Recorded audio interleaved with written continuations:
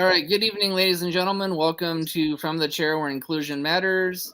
We'll be starting off here in just a couple of minutes. Nathan, would you like to introduce your guest tonight? Yes, this is the Necro King.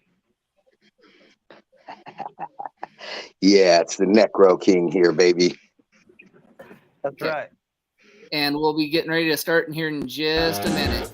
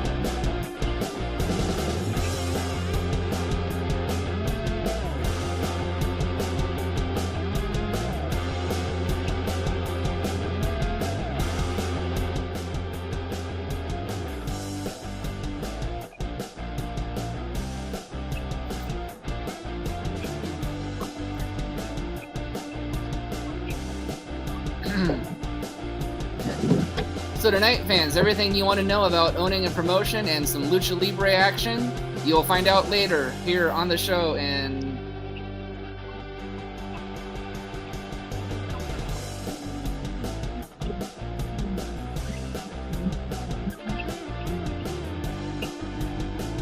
we're going to go ahead and go live in about 30 seconds, guys. Here we go.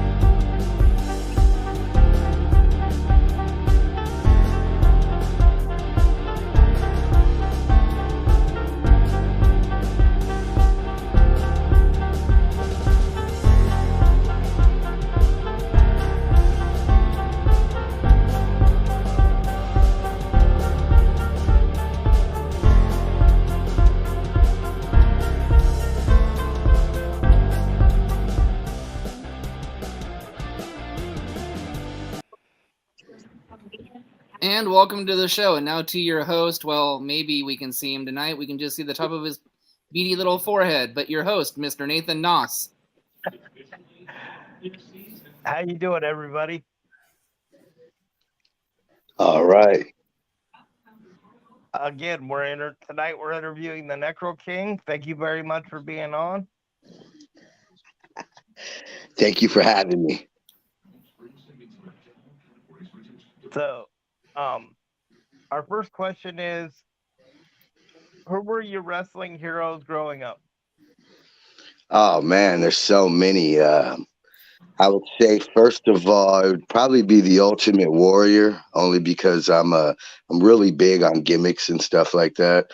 So the Ultimate Warrior was like so full of energy, and you could put him in any position, and he could raise the energy of the room at any time.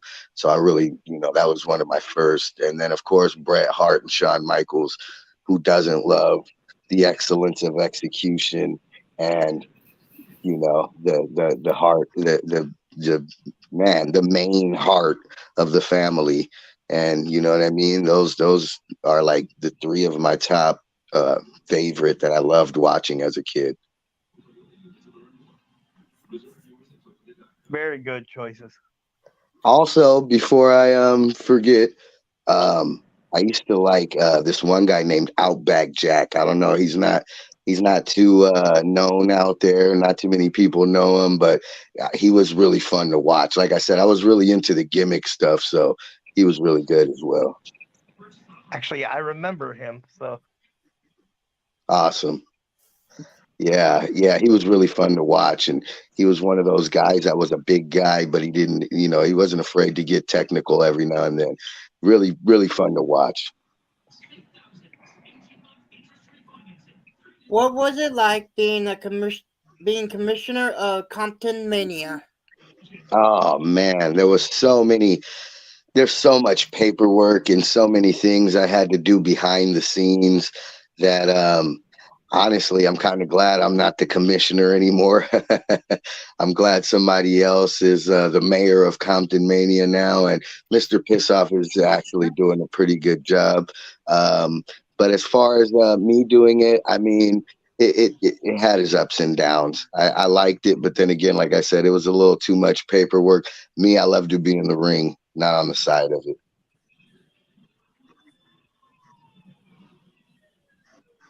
Who are your biggest rivals in wrestling? How long have you been rivals, and how long did the rivalry come about?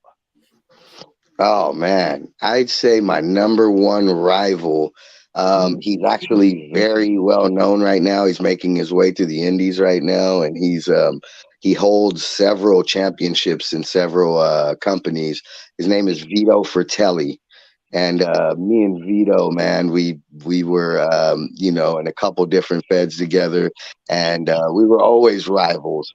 And we've always been friends. We respect each other, but we still have that competitive nature. And still to this day, I think he's still a rival. And I can't wait to see him someday soon in that ring and mix it up again.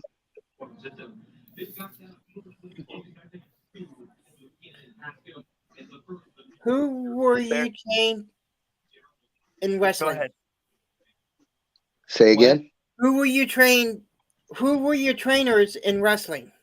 Oh man, I bounced around. My first trainers were Cholo.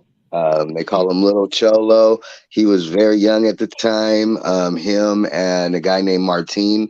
They call El Genio. And then after that, I bounced around. I was at Knox Pro. I was anywhere, honestly, anywhere they would let me wrestle and train and stuff.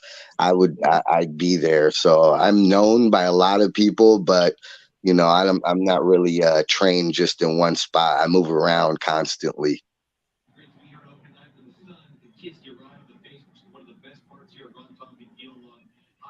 Um,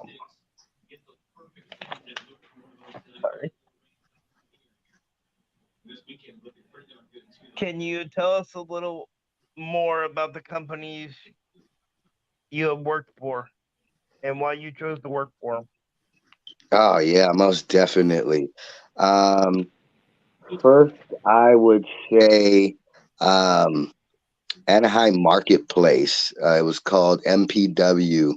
And they actually gave me my first start as pro wrestler with gear and in the ring, and you know what I mean. Having real matches and teaching me the psychology and everything like that. I owe a lot to Martin and Cholo for teaching me the basics in the beginning, and yeah, every time I see them, I thank them, and that was instrumental in me getting me started. And then from there, I worked a couple shows at Freak Show Wrestling, and man, they're freaking fun. Freak Show, if you've never been to a Freak Show Wrestling, it's ran by Sin Bodhi. He is awesome. He's another brother that's been instrumental. Everything he says to me sticks like glue. And yeah, I mean, Amped Up Wrestling, um, Compton Mania, Lucha Pro. I mean, all the people that own those companies, they're really good friends of mine, and whatever I can do to help, I'm happy to do so. And I know I'm forgetting a couple other ones, man, and you know what I mean. But I've been doing this for a very long time. UWF, I believe. Um, just yeah, I've been doing this for a very long time. So I've been, Arizona, San Diego, trying to get more out the state. But yeah. Yeah, Sam Bodie did some stuff in Oregon out by where we live. So Yeah, he's a very cool cat, man. That's if you ever get a chance to um, be under his tutelage and listen to him, he's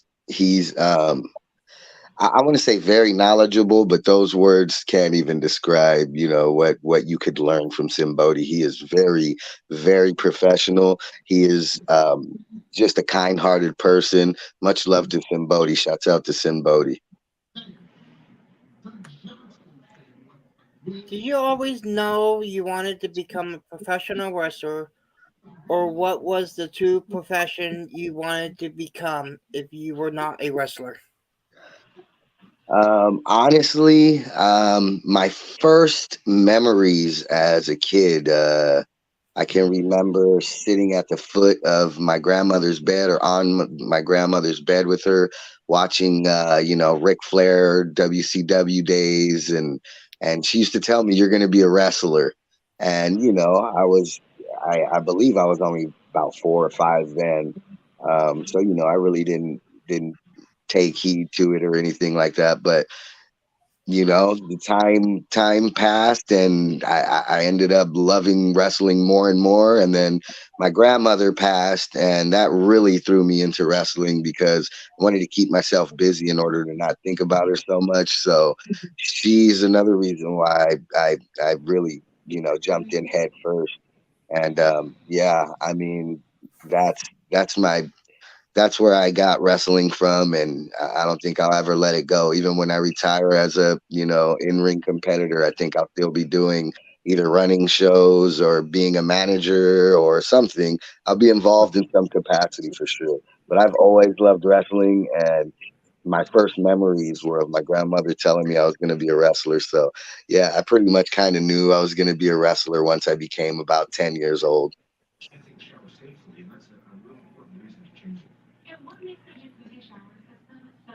Could you tell us about the championships you've held and which one was most special? Oh my God.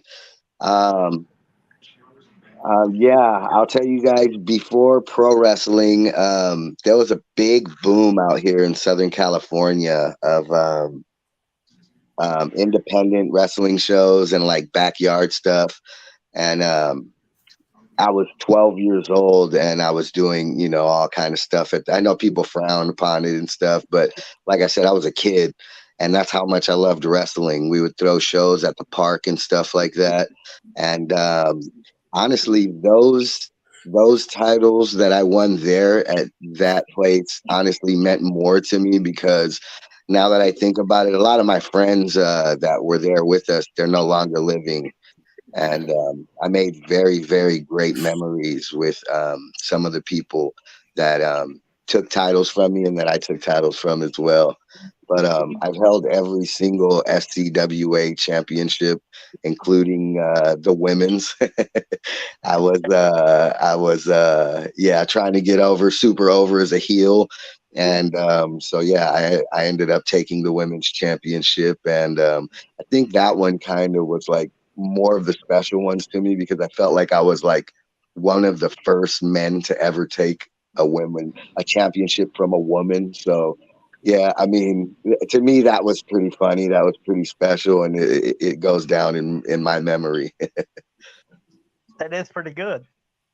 And I believe you're right. I think you're one of the only ones that I can think of that has done that. So Yeah, thanks. Yeah, I just thought it was something different, and that's what I go for in this industry, is something different.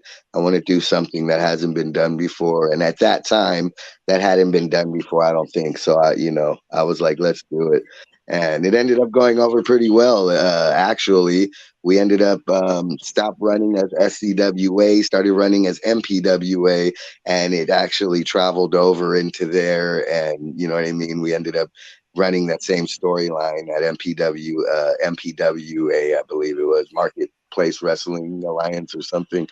But yeah, I mean, that was, to me, that was pretty special. That was pretty fun.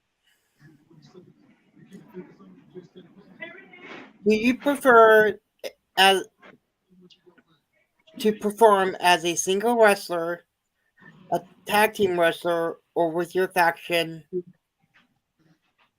To be honest, I've been thrown in quite a lot of tag team matches, and it depends on the tag team partner.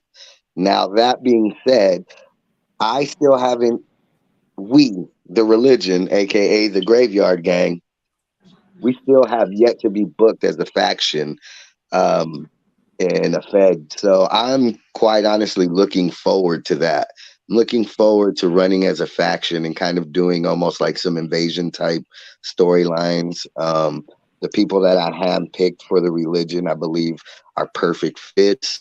And I think the reason why we haven't been booked as a faction yet is because nobody sees the vision. But once I start running my shows at Square Circle Society in Long Beach and booking us as a faction, I'm pretty sure everybody else will see the vision. There's another part to that question. As a manager, do you like managing a single wrestler, a tag team, or a faction? Ooh, that's a very good question.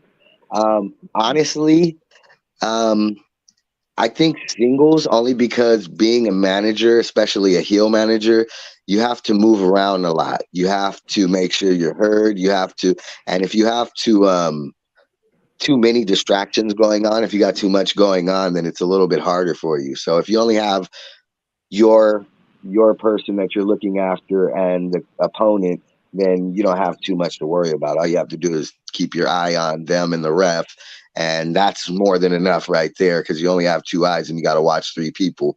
But I mean, also, it depends on the match. It depends if the match is fun. Like if it's like a faction thing and it's like a gimmicky thing where like it's like maybe like a Hell in the Cell match or something. That's fun because then as a manager, I get to get in there and mix it up as well myself. So it all depends. But honestly, I'd probably say singles competitors are probably the easiest and more fun to manage. Okay, so now we're gonna talk about our first sponsor, which is the CARE program, which stands for Community Action Reaching Everybody. And if you're interested in that, you can get a hold of Becky Bernhardt on Facebook. Will do, most definitely.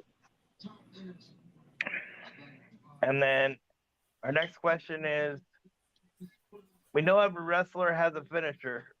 Can you tell us about yours? Oh my goodness. Yeah, my finisher, it's very hard to describe. But you know what? I'll send it to you guys and you guys can put it at the end of this video or maybe leave a link in the description or something. But it's kind of too hard to describe. But I'll try my hardest. I basically pick somebody up almost like the vertebraker, if you guys are familiar with that. Yep. And what I end up doing is grabbing under their arms. So basically, I spin around in a circle, and the inertia makes their head come up, and I basically pull their head up and land like a bulldog. It's yeah, it's kind of weird when you hear me say it, but like when you see it, you'll be like, okay. No, I'm actually picturing it in my head. I think I have an idea of how that looks. Yeah, I call it. Well, right now I don't know what to call it. Honestly, I've called it a few different things. But what I was gonna use is I don't know if you're familiar with Angel Garza's wing clipper, but Yeah, I'm he familiar with it. he actually took that from me. I gave that. I was talking about that move, saying I was going to make that my finisher at a PCW Ultra show, and a few months later, I see him on NXT using it. So yeah, like you got to be careful sometimes what you do and say around certain people. But yeah, I was going to start using that as my finisher until he actually took it before I could use it. So yeah. It's all right. The one that you described sounds cooler than that one anyway. Oh man, it's only problem with it is that a lot of people are scared to take that move. So yeah. All right, my favorite snack is cookies. What is your favorite cookie or snack, and what would it be and why? Ooh. You know what? I'm not gonna lie. My favorite snack would probably be fruit. I love to eat fruit. I love oranges, apples, bananas. I don't know. I love fruit. If I had my pick, I'd pick some grapes, strawberries, and oranges maybe. And yeah, I mean That's my snack. Ooh, I'm starting to get hungry for a nice fruit salad. Yeah, yeah. See, that's exactly what I love. A little fruit salad, couple walnuts sprinkled in there. You know what I mean? Yeah. It's sweet, but still, healthy. And nothing wrong with being healthy. That's right. Who was the last person to give you advice on your wrestling skills? What advice was it? And do you still follow that advice today? Actually, yeah. Wow, that's a very good one. Um, I went to I don't know if you guys remember a few years ago, I think it was right before the pandemic, Jake the Snake was doing stuff at different theaters where he was talking to the crowd and stuff like that. Um, I actually was in the crowd one time and was able to ask him, um, as a wrestler, I hear that you need to evolve constantly. I asked him, what would be a good way to keep evolving and, you know what I mean, stay on top of your game. And basically, what he told me was when you evolve, make sure you do it little by little, because if you just make big strides, then you don't know where to go to next.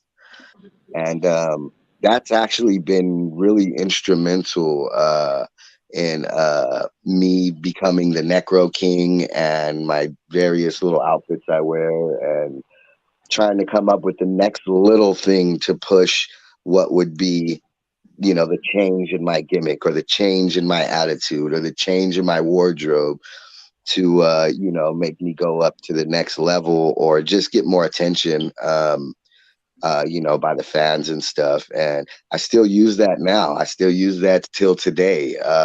Honestly, I feel like Necro King's going to be going through another transformation here soon. So, yeah, if you guys are following the Necro King in his journey through this wrestling world, then you'll see another little addition to the character coming up soon. Very cool. What was the story behind making the $1 billion championship? Oh man! If you guys don't mind, can I grab that real quick so I can share it with you guys? Go for it. Absolutely. Let me grab this thing, man. Oh yeah. Actually, the idea behind it was like I said, I love the gimmick stuff, right? I love when either a wrestler's gimmick just like sells the whole package, or you have a match that is almost like a gimmicky match, where it's like a lot of the lucha places do, like, it's called máscara contra cabellera, and it's basically your mask versus the other person's hair. So whoever loses, you know what I mean? It's a gimmick thing. So when I had the idea for this belt, let me show it to you guys right here. Oh, that's killer. That is a Oh, sweet, that's beautiful. very Oh, yeah. beautiful.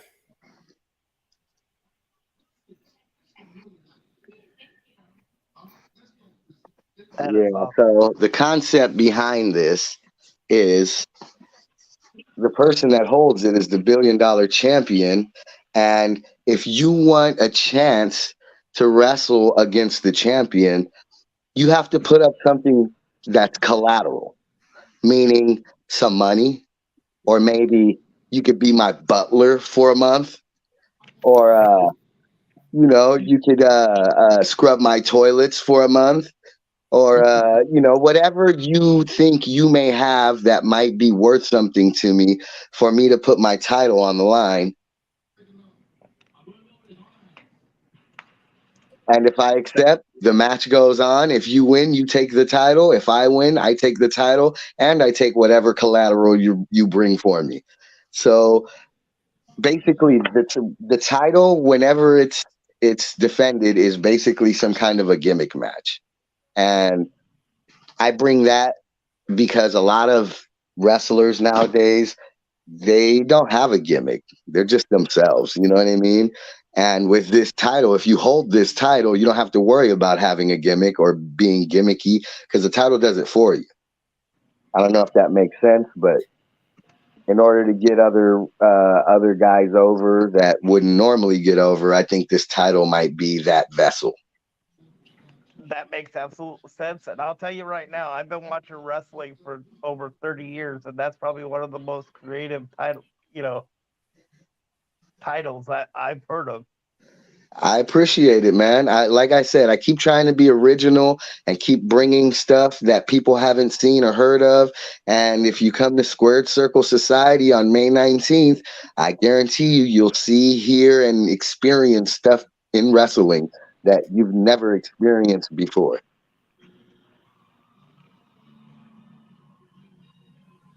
So you touched on when you took the women's title before, when you were a commissioner for Compton, was that what was behind you making a man the women's championship? I knew this was going to come back to just bite me in the butt. I knew this was going to come back to bite me in the butt. Oh, Man, that's I do my hilarious. research. Yeah, you're good. You're good. I got to give it to you. You're good. The reason why I did that in Compton Mania was because the contract stated an open challenge. Now, everybody seems to want equal rights until the equal rights and left start coming. And that's why I did it. Because they say they want to be equal until it's time to be equal. Well, you did an open challenge. Open means anybody. Now, what would she have done if, let's say, somebody like Bull Nakano would have came to Compton Mania to take her title? The same thing would have happened. She would have dropped that title because she was not fit enough to hold it. Now, that being said, I'm not trying to get over as a heel right now. I'm just trying to say one thing. The contract stated anybody. So when she made an open challenge, she made herself a victim. I just went along with what was legally put down on the contract. And because so, I was fired.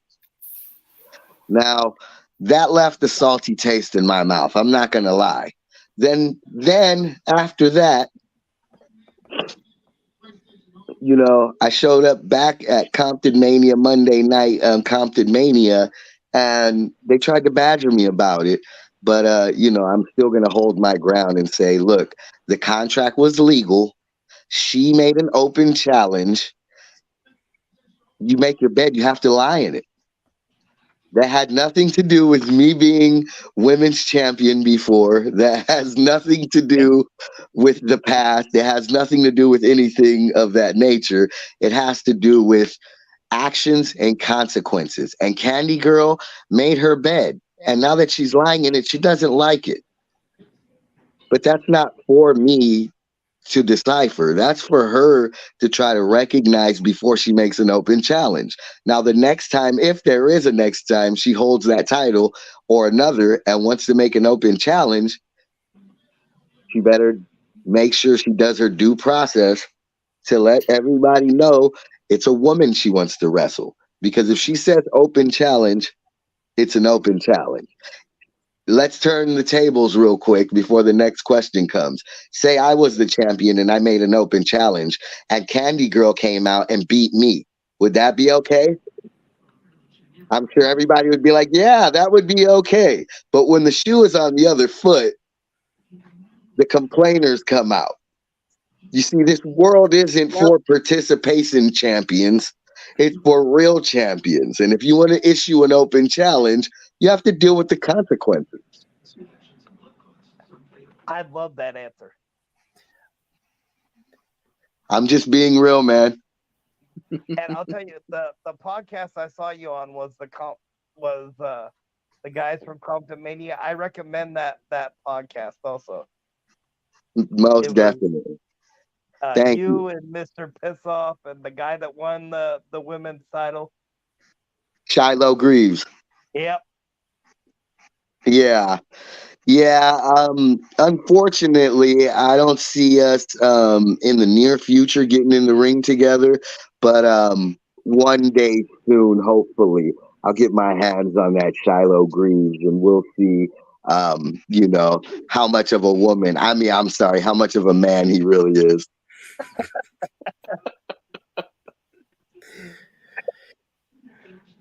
During your time as a professional wrestler, who gave you the best advice personally and professionally, and what was that advice they gave you?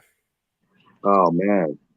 Um, Listen, right now, I'm going to be real honest with your viewers right now. And, this is just my own personal experience in life.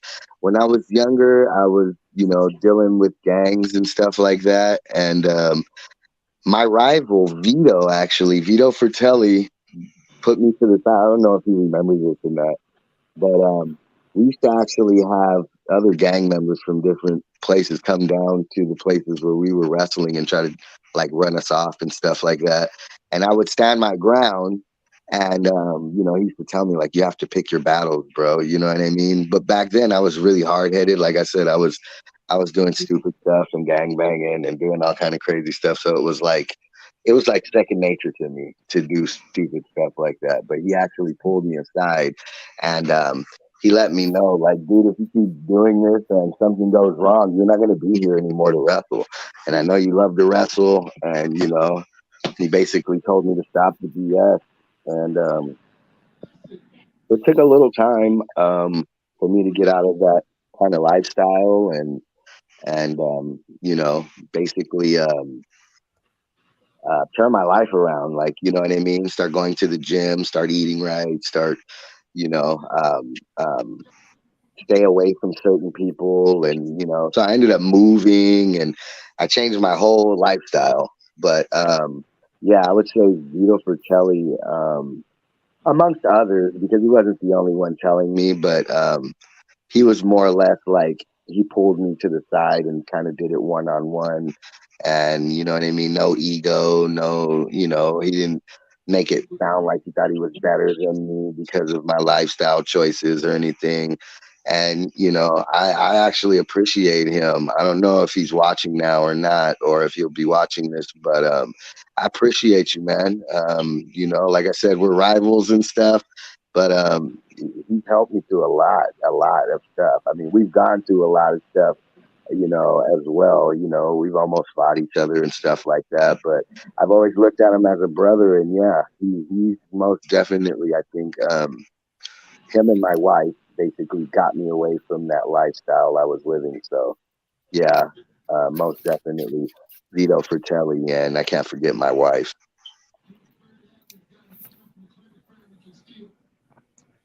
Okay, why did you decide to make your promotion with all the other promotions out there? And if you were talking to a potential trainee, why should they come to your promotion? Very good question. Well, the reason why I wanted to run my own promotion was, honestly, I used to run my own promotion way back in the day, and for monetary reasons, it had to disappear. Um, I'll be honest with you guys, I'm not, rolling in the dough right now, but I feel like right now is the perfect time because there is no wrestling in Long Beach, other than like lucha libre, and it's like on the other side of town from where I'm at. And um, Compton Mania actually gave me the inspiration because a lot of the kids and parents that take their kids to the shows support Compton Mania, and I know and believe at the same time that the same thing will happen here in Long Beach. We don't have too much going on for, kids and stuff. So now this is my turn to pay it forward and maybe get those kids that are going through the same stuff I was dealing with out of the situation they're in. And they can come train with us. They can come hang with us. come watch us do what we do so that, when you get ready, we can train you and you can get in there as well. But I mean, honestly, um, I'm just trying to give back. I think it's time. I'm 40 now. I've been wrestling for over 20 years. Like I said, I started when I was 12. Not professionally, of course, but I've been involved with wrestling my whole life, and I feel like wrestling doesn't owe anybody anything, but maybe we owe something back to wrestling if it's taking care of us. You know what I mean? And I believe that's why I'm still alive. That's why I'm still here. Other than my family, of course, but to me, this is the perfect time to give back. There's nothing in Long Beach for us, and like I said, I want to help out the kids that would otherwise be in the streets doing stuff they're not supposed to be doing. Very And, cool.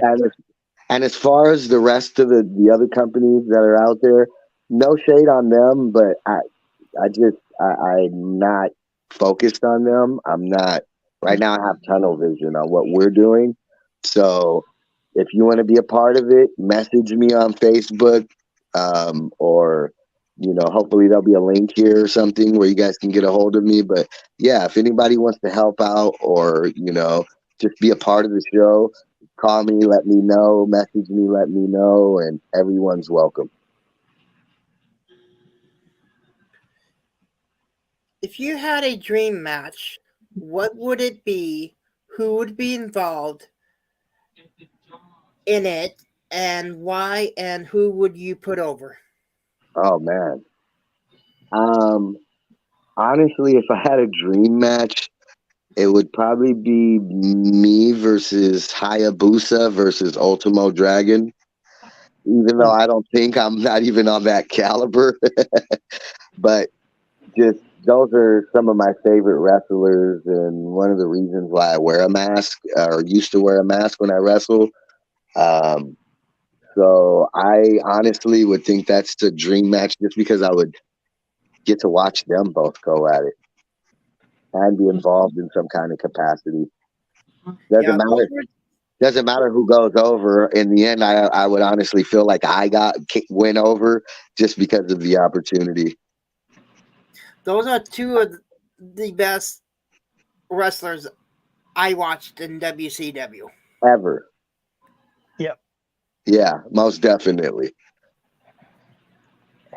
And man, I'll tell you this: I've seen some of your matches, and you are at that level. Thanks, man. I appreciate that. So, what is your best match of your career? Who was it against so far? Who was it against, and why was it the best match? Oh man. I would say my best match ever was probably against Vito Fratelli and Schizo, the triple threat that we had. Only because um, I ended up winning the championship at the end, and it was like a storyline which I had been trying to capture the title for a minute. So when the payoff hit and everything, it felt great. It was wonderful. Um, Unfortunately, that was our last show for that company that we were running at the time. But yeah, I mean, I guess I'm still the champion if you want to look at it that way. And I ended up pinning Vito, so it was actually that much more sweet because he was like, whatever company he's at right now, he's like the top guy, the front runner. So getting a win over Vito, back then it was VPAC. Getting a win over VPAC that was big for me. Even though it was a triple threat and whatnot, it was still big for me. And getting to hold up the title with my family there watching me, that was memorable. So that I would say that match. What mark would you leave? Would you like to leave on the luchador community as a professional wrestler with Latino heritage? Ooh, hopefully not a skid mark. um, honestly, I don't know if I've made a mark or if I'm gonna leave a mark. But my main focus is if I have touched the heart of one person, whether boy or girl, and they either like the way I wrestle, which I don't think I'm that great of a wrestler. I think my character gets me over more than anything. But if they loved my character or whatever it was that drove them to like or love wrestling and maybe even become a wrestler themselves, I'd be happy with that. I don't know if I'd leave a mark or if anybody would remember me or anything like that. But most definitely, I just want to touch the heart of some kid, boy or girl, whatever, and make sure that when they get to my age, 40, that they're content in what they did and were happy that they never really had a boss and they could, you know what I mean, be themselves and do what they want to do. Very good. I'm also 40, and I'm just now living my dream by doing this podcast. So, That's great, man. Awesome. Keep doing it. with that, we'd like to thank our second sponsor, Bruce Nichols Painting, for all your painting needs, pressure washing, and lead removal. You can look him up on Facebook also, and he's taking bids right now. All right, Bruce.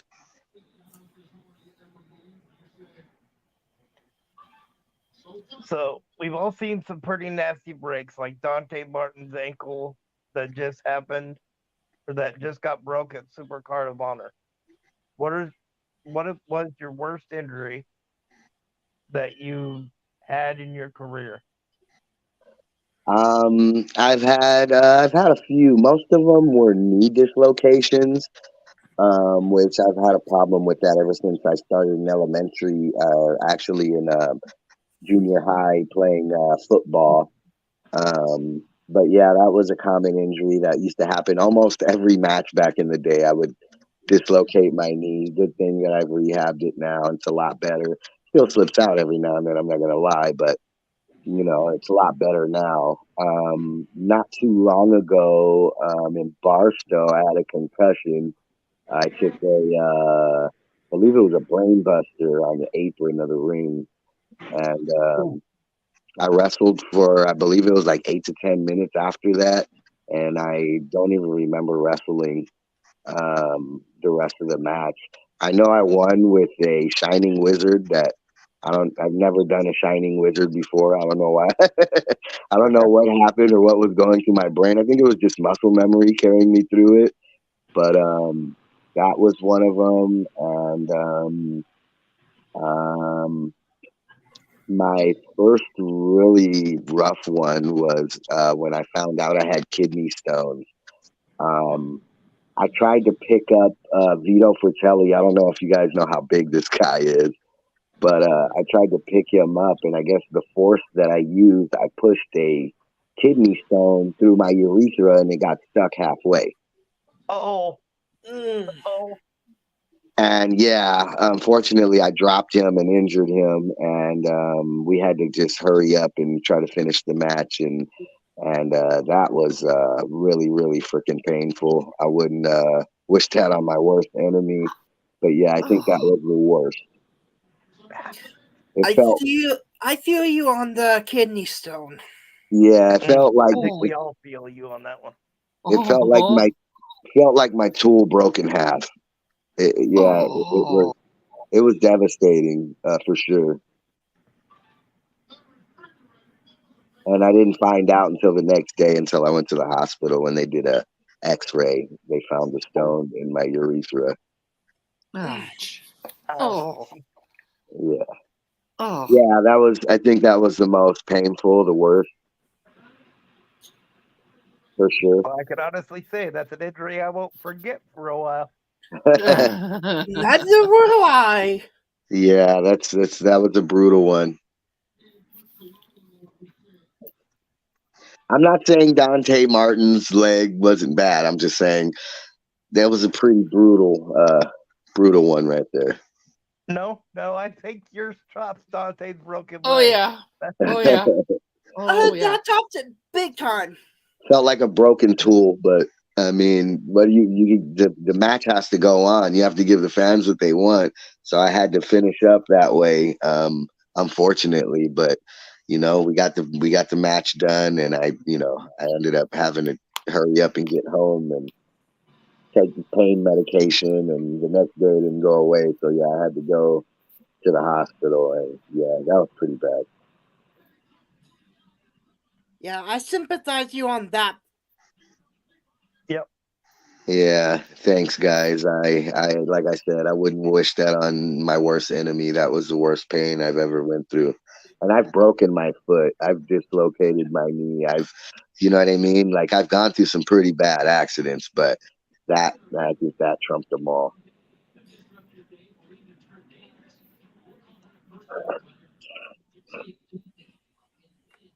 Moment of silence, huh? On that one. I think we're all kind of trying to process that one. Yeah. And I think you have the next question. I do. If you could book one match as a promoter, who would be the wrestlers involved, and what would the match be? Who would it be, and what would the outcome be? Oh wow, that's a great question. Honestly, like I said, my rival Vito, me and him have been pushing each other through this wrestling journey. Like I said, he's at the top of every freaking fed he goes to. Me not so much, but I would love to get him over only because I see his potential, I see his talent, and I know it's just a matter of time before somebody picks him up. So, and I say that about this next person I'm about to mention, the Samoan werewolf, Jacob Fatu. Oh, And I would love to see these two big, massive men just go at it in the middle of the ring and beat the holy hell out of each other. And the outcome would be, for me, would be Vito Fratelli on top, only because, let's face it, Jacob Fatu doesn't need to win. I mean, you know, him losing to Vito doesn't make him any less. So to me, that's what the outcome would be. And I think I would probably put them like in a ladder match for a title, only so that we can see them really go at it. And, hopefully I can be able to book this match soon for SBS. But I mean, if not, hopefully somebody out there that's listening to this, gets the idea and hooks my guys up. Shout out to the Samoan werewolf. Yeah. Side note to that, though, we actually interviewed Offa's son-in-law, Vertigo, the Kira Rivera. Right. He was actually one of our interviewees. Okay. Nice. Yes. Yeah. Jacob's my boy, man. Wherever he goes, same thing with Vito. Wherever Jacob goes, he's the top of the card. He's the main man at the show. So to watch both of these guys go at it, to me, would be a freaking I think the fans, it would be like an independent WrestleMania main event type match, if you will. Absolutely. And I've said this about Jacob before. To me, and this is no offense to Christopher Daniels, but to me, Jacob Fatu has the best moonsault ever. Yeah, oh, most definitely, brother. I've seen it in person so many times, and I still don't believe it.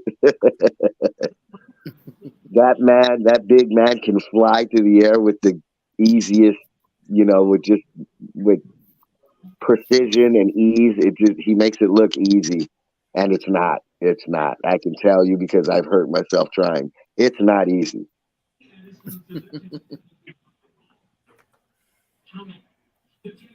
So when you're not wrestling, what do you do in your free time to relax?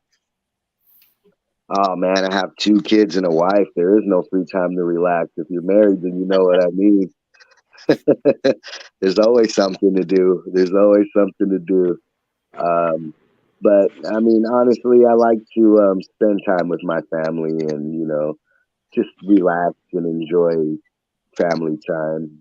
Just whatever it is. If we're watching TV or a movie or maybe playing a video game with my kids, whatever it is, just try to be here with my wife and my kids. Very cool. In your I have to person- know. I'm a gamer. So what's your favorite video game? Right now, I would probably have to say Skyrim, Very good choice. only because there's always something new to do. You don't really get bored of it too much. Yeah, I'm also a gamer too. Nice. Did you know there's a mod in that one where you can make one of the dragons? Wait, that was Skyrim. The Macho Man Randy Savage. Oh wow, no, I didn't know that. Yeah, Whip I cream, actually play baby. that game too. Nice. What's your favorite game? Mine is, believe it or not, is The Last of Us. Okay. Good choice. I still haven't played it. I've watched people play it, but I'm more into fighting games and stuff like that. I'm more 2K, WWE 2K, Mm. or boxing, MMA. Those are my games. I don't really. Skyrim's one of the few games that it's not a fighting game that I'm into. But I guess you could cut. It has fighting in it, so I guess. I do have the new 2K23, and it's off the chart. See, and I'm getting ready to go get that. I tried to get it pre-ordered, but they said they didn't have it in my area, and the pre-orders were like way backed up. So I'm just gonna wait maybe about another week or two, and then I'm gonna just go get it. Oh, you're gonna have a blast with that one. I might have to drive around because they don't have it anywhere around me, but I'll take the drive. I think it's worth it.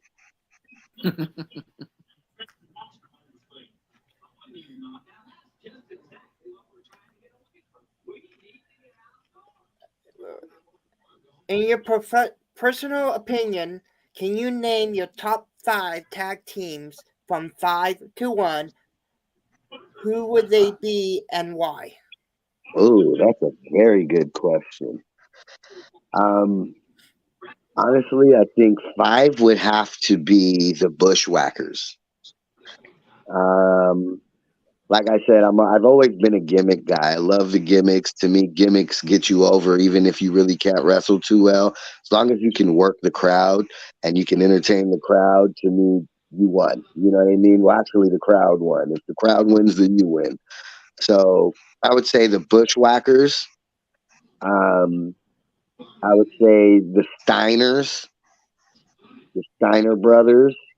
I would say Demolition, most definitely number 3. I would say the Legion of Doom.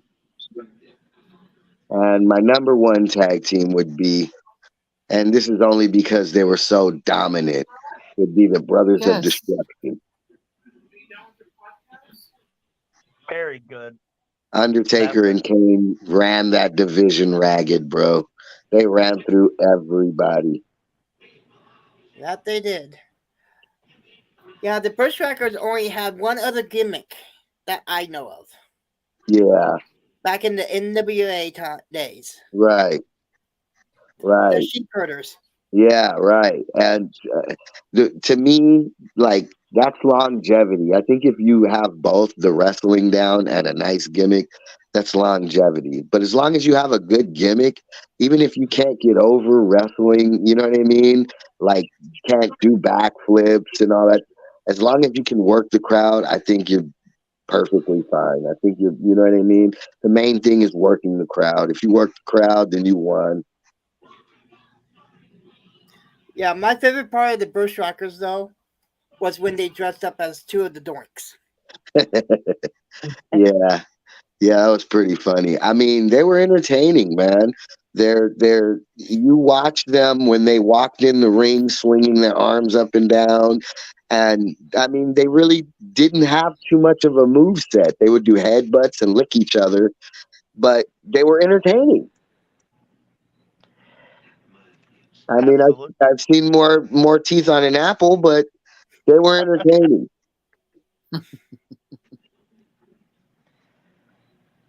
What what advice would you give a person who wanted to pursue a career in professional wrestling? Oh my goodness.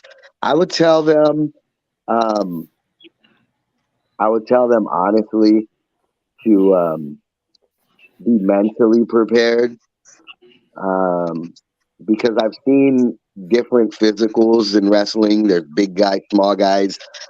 You know, there's little women, big women. There's even little people in wrestling. So I wouldn't say the physical too much. You don't have to be, shouts out to my boy Chris Masters, but you don't have to be a masterpiece. Um, you know, um, but I would say prepare mentally, sharpen your mental tool because this business takes a strain out on you. When you think you're rising to the top, sometimes it doesn't go a different way, or you feel like you're doing more than what people are giving you credit for, whatever it is. You just have to stay mentally sharp and tough. A lot of people in this industry get overlooked. And I know some people feel like, damn, I'm the only one. It's just me. All my friends are, getting spots, getting booked, and I'm getting overlooked. Just keep on with your craft. Just keep training, keep that mental sharpness going, because the minute you get that perfect match, the right match, or you never know. Maybe you have to change your gimmick. Can you change your gimmick to that perfect gimmick?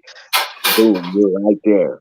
So if you're not mentally prepared to be in that spot, a lot of people crumble. A lot of people fall. So yeah, I would say just prepare mentally to be in that spot. Even if you never get that spot, prepare mentally, because once you get there, it's hell. It's hell. You get a title, everybody wants a shot. If you're number one contender or you're the champion, the company is looking for you to promote more. They're looking for you to look more like a champion. They want you to dress in suits. They want you to be, more in the gym more. They want you to, do more promos. They want more of you. So just be mentally prepared and stay on top of your game.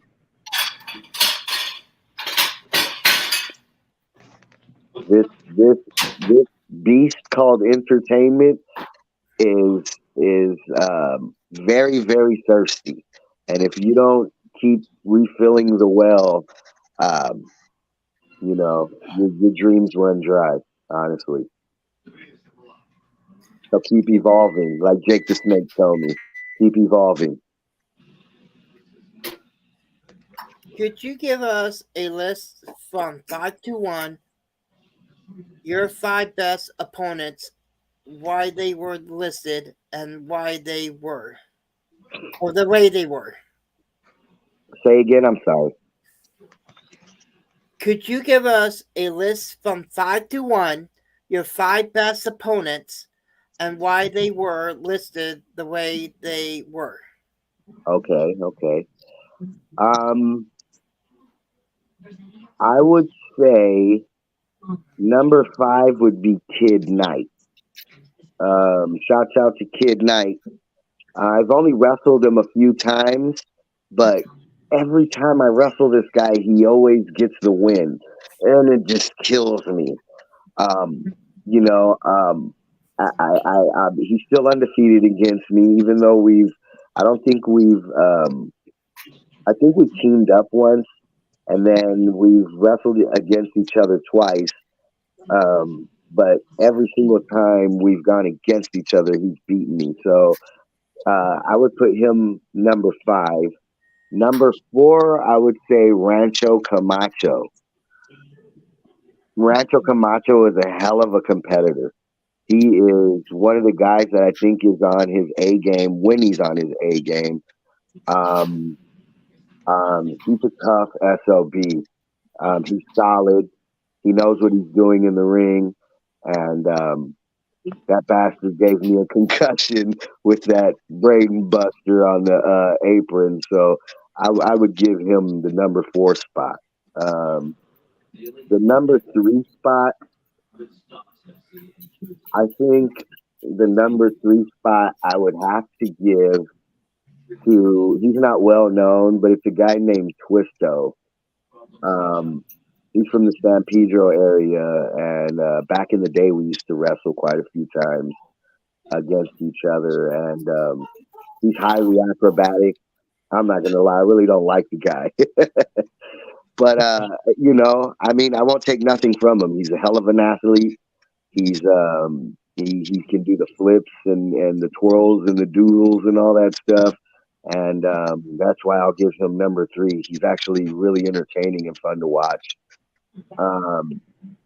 Number 2, I would probably say Red Spider.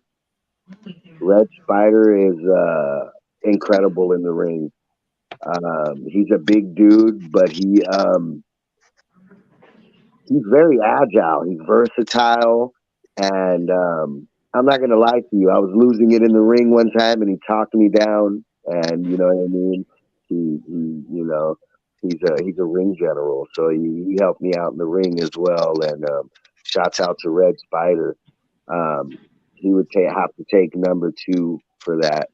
And then number 1, like I said before, it would have to be Vito Fratelli. Me and him have wrestled more times than I can count. He's gone over, I've gone over. He's beaten me for titles. I've beaten him for a title. And, our rivalry has been, man, I'd say about 20 years now. So, yeah, Vito Fratelli, most definitely. And if you're watching this, Vito, just know I'm still here. I'm still training. We're going to get in there and mix it up soon, bro.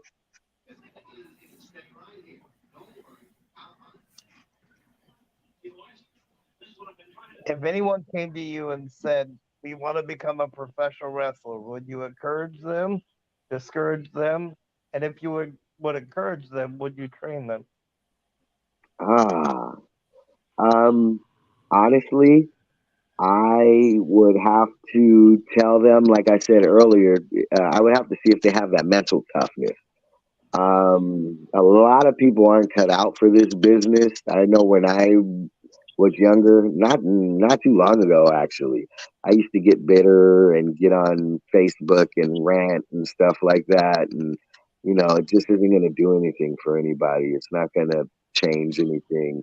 So I would have to check out their mental toughness. But if they wanted to become a wrestler, I would tell them most definitely pursue it. It's not for everybody, but if you love it and you stick to it, you'll make a name eventually for yourself in this business. And even if you don't, you'll have the most fun on the journey than anybody that works in a cubicle ever will. And would I train them? I would train them what I know. I mean, which I'm not going to lie, isn't much. I would let them have every bit of knowledge that I have, but I would also tell them to pursue training elsewhere, because that's how I learned. I learned moving from place to place, and you'll learn things from somebody that you won't learn from another person. So it's always great to keep bouncing around and learning at different places.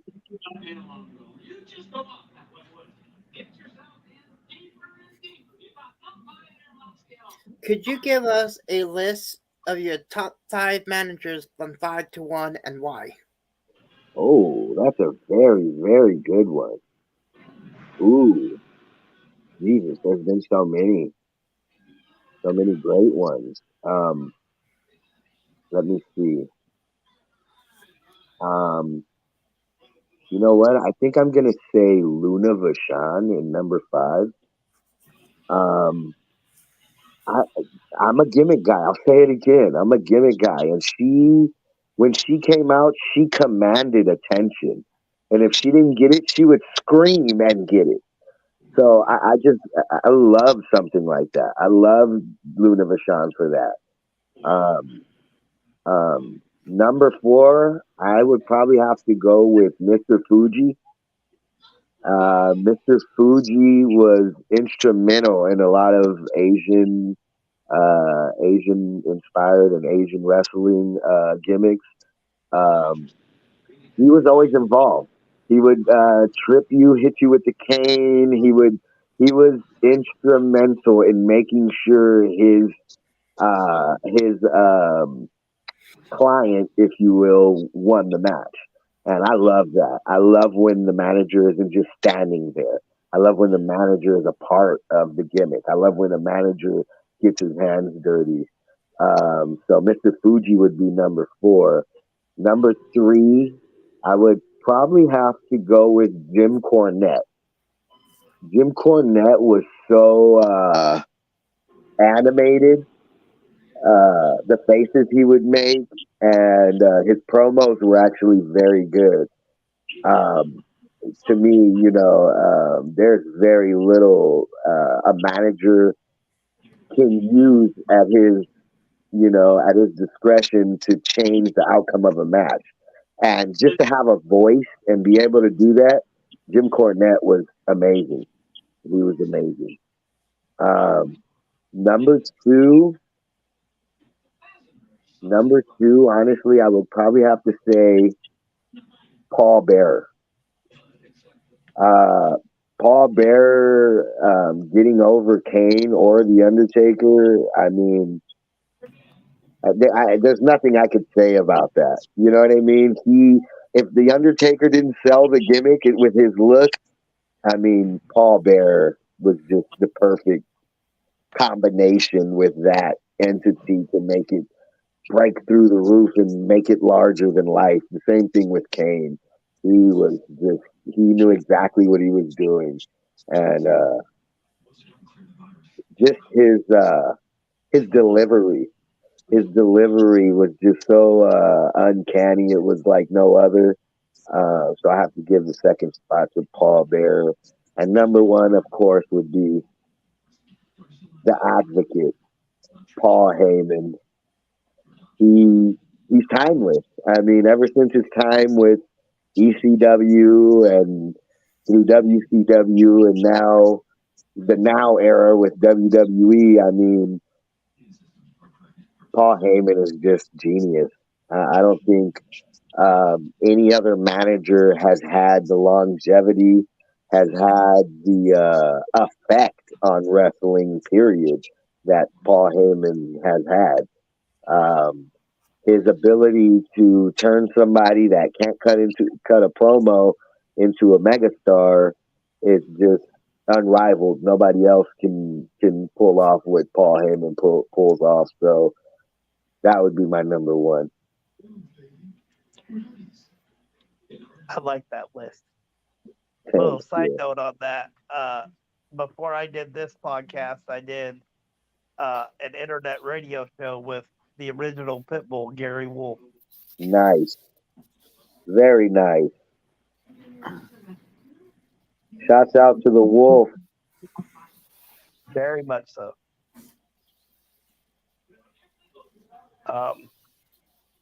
What is your future goals in wrestling?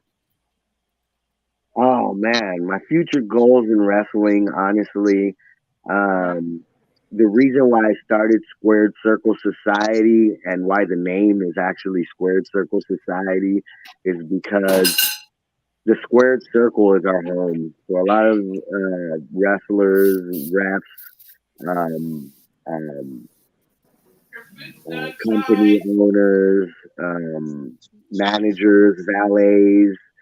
Um, the reason why the squared circle is our home is because we spend so much time there.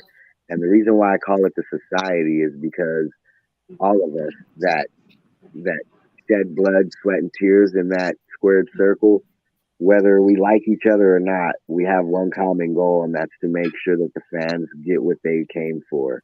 And that makes us all brothers and sisters in my eyes. That's why I call it the society. That's why I call it Squared Circle Society. And the reason why I started it was to make sure that the rest of the companies in our area click up with each other instead of hating each other. Because if we actually work together, we can get more done. We can actually cover storylines through each other's companies if we're using the same talent. We can there's actually no limit to what we can do once we start working together. And that's my goal, is to get all these wrestling companies in tune with each other together. I know not every single one of them is going to want to be a part of it, but the people that see that coming together makes us greater, the people that see that know what I'm talking about, know that as long as we're, helping each other, none of our companies is going to go under. If we make sure that I run this month, you run next month, the next person runs the next month, and then we recycle and help each other do so, there's no way that we can fail. And that's my goal. That's my future goal for wrestling, is to make sure that little companies like mine end up thriving. Little independent wrestlers that would have never had a name or made a way get a chance to. My goal is to, once again, if I spark the mind of one little boy or girl that go, man, I love wrestling and that's what I want to do for the rest of my life. If I can spark that change, then that's what my future goal is for wrestling. My future goal is not to leave an imprint. My future goal is to make sure that we all, whether I'm here or not, I pass away, whatever, even when I'm far dead, gone, that we all help each other thrive, love each other, and come together as a community, as a society. Because honestly, at the end of the day, all we want is the same thing. We want to put on a great freaking show for our fans, because our fans deserve it. And if that's not what you're in it for, then I don't think you're in the right business. Okay, we've asked that question to a lot of people, and I think that's one of the better answers we've heard personally. I agree with that one. Thank you, man. I'm just trying to be honest. That when I started this company, that was my main goal, was to try to bring all the companies from not only Southern California, but NorCal, Arizona, Las Vegas. I want us all to thrive. I want us all to, if you're a company owner, I don't want your company to go under. I want us to all make it make sense, make some money out of this, which is not the main thing. The main thing, the money is only to keep the shows going. The main thing is to keep our fans happy. To me, that's key. That's number one. And like I said earlier, if that's not what you're in it for, I think you're in the wrong business. Absolutely. In your opinion, who is a better wrestler turned actor? The Rock, John Cena, Batista, The Miz, Randy Orton, Goldberg, or other? You know what? I'm going to go out on a limb here and say myself. I've been dabbling into some acting lately, and yeah, I mean, not to toot my own horn, but I'm actually really excited doing this new venture, and I love it. I mean, it's something that I get to still use my acting choreography and my wrestling choreography and everything for. So to me, it's wonderful. I mean, I hopefully, will one day become as big as The Rock, not physically, but star power wise. Even though I don't think I'm that charismatic or anything, but you know, um, anybody else too that's out there doing it. The God King, aka the Tim, he's another one. Wrestler turned actor, bro. You're doing your stuff. Don't stop. Keep doing it. I see you. Who else? Mako, the Sad Boy. Yeah, I mean, let's do this. Ronnie. I mean, there's quite a few of us right now that are trying to, dip our toes into different waters and see how it feels. So anybody who's out there trying something new, or trying to broaden your horizons, for to, so- to to put it in a different way, pursue your dreams, man. I love it. I love you guys. Broadening your horizons. Don't just have one avenue. Have many different avenues you can walk up and down towards. But yeah, to sum it up, myself. I could eventually see you on the big screen. That's Yeah, right. right. Thank you, man. I appreciate it. I actually have a little movie short that I'll share with you guys. I don't know if you guys might want to put a description in the link or something like that, but I'll most definitely send it to you guys. Sounds good. And I'm working on another one at the moment, so Very cool. We'll definitely put it on our Facebook page too. most definitely. So playing off of that, what's your favorite wrestling movie? Oh man, I think I'm gonna go to back in the day where a lot of the people watching right now probably won't even, they probably weren't alive, but I would say Hulk Hogan's Commando. Mm. To me, that was a classic. Yeah, I And agree after with my that own one. heart on that one. I love Yeah, it how the Undertaker spoke for the first time in it. yeah, yes. It's to me that's a classic. You can't go wrong with Commando Hulk Hogan. Wholesome family fun. If you had a chance right now to choose between the four major promotions, WWE, AEW, New Japan Wrestling, or a higher in the circuit, such as Impact, GCW, or MLW, which promotion would you choose and why? Oh wow. You know what? I think honestly, I think I would go with AEW only because it feels and looks like they give you more freedom with your gimmick and your with your freedom. Um, and with my luck, if I pick WWE, I'd go over there and they'd make me somebody like somebody that wears pink tights and nipple tassels or something. You know what I mean? Um, so honestly, I would have to go with AEW. That and another reason is because, like I said, when we were doing shows at the park and stuff like that, when I was really young, the Young Bucks actually came out and wrestled with us at Pet No. Park in San Pedro. Yeah. No. Yeah, Yokozuna, after his career was done, he came out and watched us wrestle at the park. Um, like, yeah, Brian Kendrick, um, Ooh. like, yeah, some pretty big people came out. And one of the guys that was there with us, he's probably gonna freaking kill me when I tell you guys this, but back in the day, wrestling with us at the park was Mr. Chris Masters himself, Chris Mordetsky. He actually I grew up with him when he was living in Culver City. He used to come down to San Pedro and wrestle with us. Yeah, way back in the day. Wow. Yes. So I would have to go with AEW because there's some pretty familiar faces there.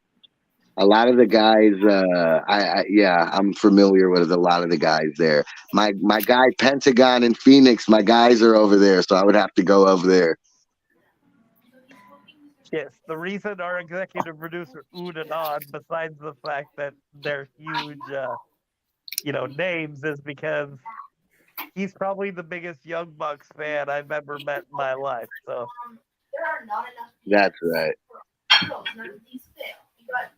Well, shout out to him knowing Penta too, man. Yeah. exactly. Those are probably the two best tag teams in the world right now, is the Lucha Brothers and the Young Bucks. Most definitely. Yeah, I don't know if you guys can get a shot of this here, but I got a couple little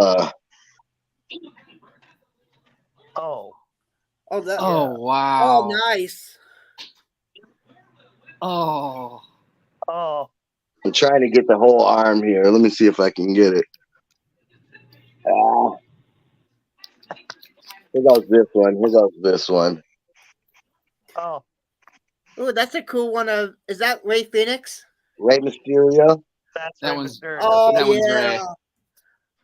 Now I can see Ray. Wow. Penta. Yeah. Rey Phoenix. Nice. Wow. Those are some Nice. sweet. Those are killer. I like them. Octagon. Oh. Nice. Yeah, I got down here I have Ultimo Dragon. Oh. Love it. Yeah.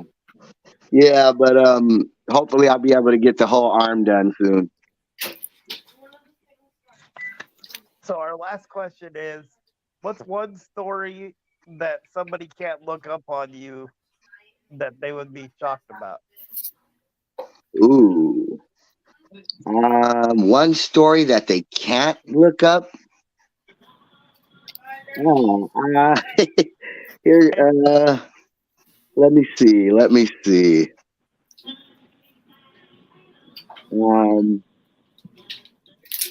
Here goes a couple. Actually, there's moves that you've seen in the WWE that were created by me. You can't look it up, obviously, but one of them, like I told you earlier, was the Hector Garza thing, the wing clipper, which at the time I was calling it the Devil's Wings. So there's that. There's the Glam Slam. Actually, the way the Glam Slam came about was, like I said, I was friends with Chris Masters, and when he got the contract for WWE, I seen him using the Master Lock, and he wasn't really getting over. So I told him, maybe you should use this move, and I showed him the Quesadora face slam down from the Master Lock, and he was like, "That's actually pretty cool," but I guess they wanted him to stay old school with the full Nelson, so he ended up giving it to his weightlifting, one of his weightlifting partners at the time, which was Beth Phoenix, and that's how the Glam Slam came about. Wow. Wow.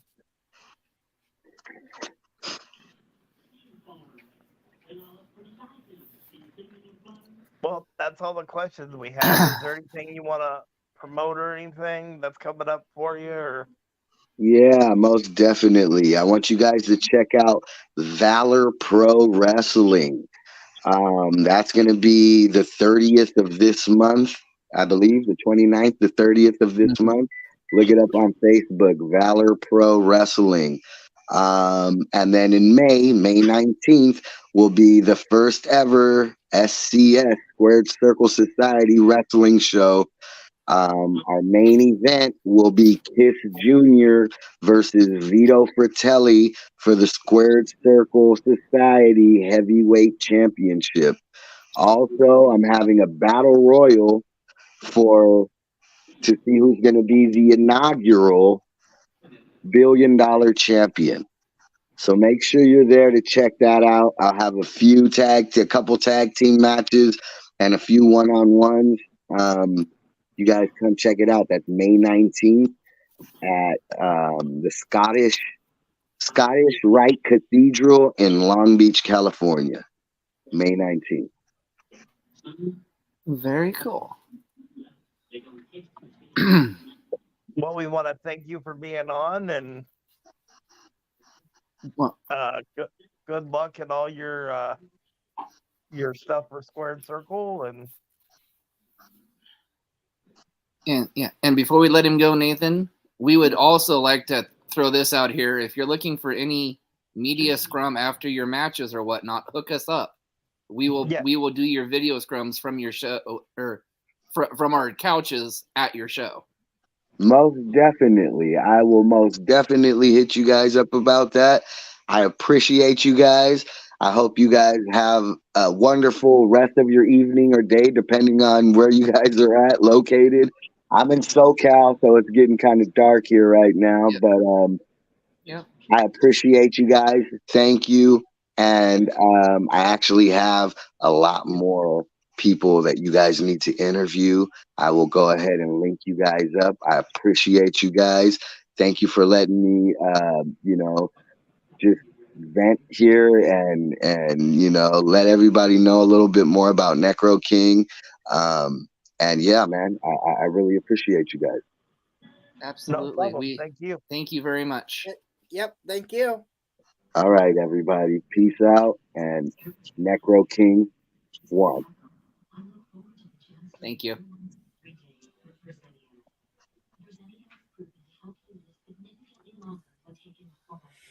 Best interview ever.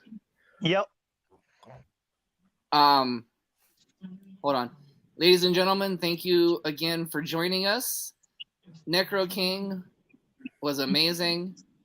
Join us tomorrow night for Mike Martinez. And Thursday night is Mr. Gina I Told You So Rivera.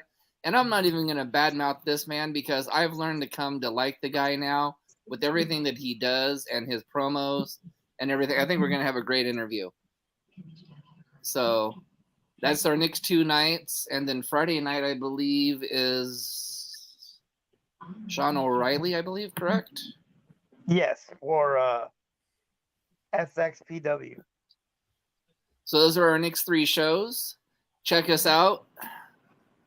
Until then, everybody, help control the pet population. Have your co-host and host spaded and neutered. Peace out.